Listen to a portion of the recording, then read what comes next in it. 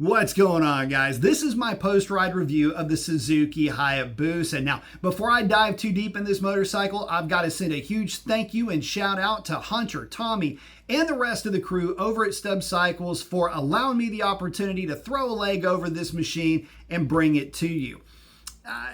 Guys, I have been wanting to bring this bike to you guys for a long time, and well, to be honest, it is a bit of a halo bike for me, and if you're watching this video, maybe it's the same way for you. It's one of those types of machines where you go, if I get a chance to ride one. Listen, it's not anything like what you might have expected it to be. I mean, if you look at the specifications of this machine, it's big. It's got a ton of power. And what am I talking about big? Well, it's 580 pounds full of fluids. It's got 1,300 odd cc's full of Suzuki four-cylinder making 180 horsepower and nearly 110 pound-feet of torque. But it's like the power is always available all the time.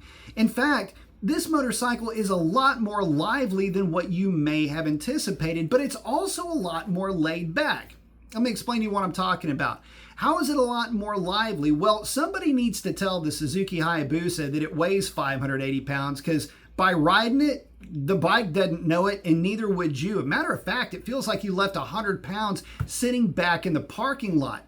The machine is a lot more lively, a lot more rideable, a lot more placeable than it has any right to be. It feels like a proper sport bike. And in the way that it delivers power, well, this is where it gets into a bit more laid back part of it. You see, I know that the Hayabusa has a reputation of being this monster in terms of power and top end speed, but and that might be true, but you would never know it if you didn't ever press the bike into service. The power delivery is so gradual and so smooth. It's just the percentage of throttle that you input is the amount of acceleration you get. If you want a little bit of acceleration, stuck in traffic, something like that, slow speed maneuvers, the fueling is sublime. It's basically, well, it feels like a standard motorcycle, just kind of putting around, very smooth, very easy to ride.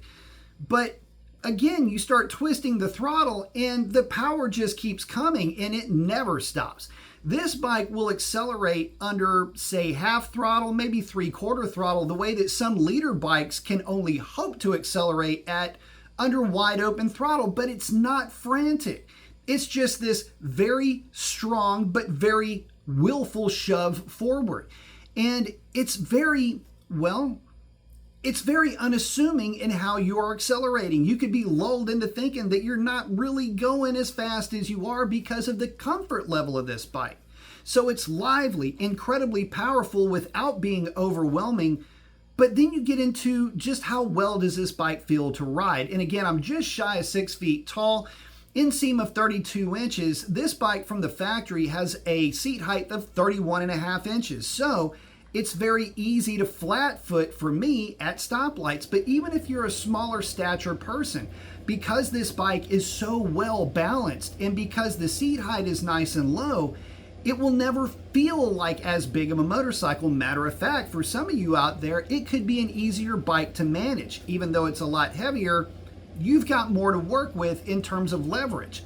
So, golly, what's not to love about the machine? I came away from this experience so giddy and so just silly, kind of happy after riding this bike. And that's something that doesn't happen too often. And even more so when you consider that, again, the reputation precedes the Hayabusa in terms of power and, well, everything that would maybe come with the legendary status of a bike that has been crushing competition in drag racing and roll racing for years. And it's only recently that leader bikes caught up to this machine. But it's so easy to see why so many guys fall in love with this bike.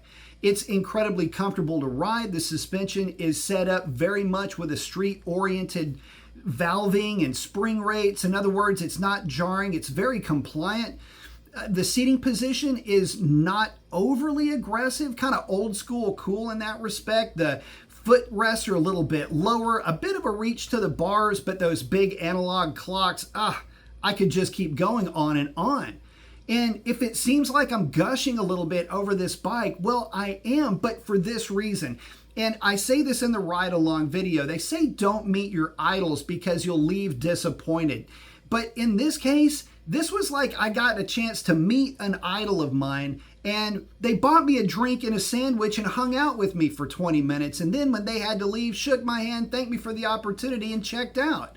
That's what it felt like to ride that bike.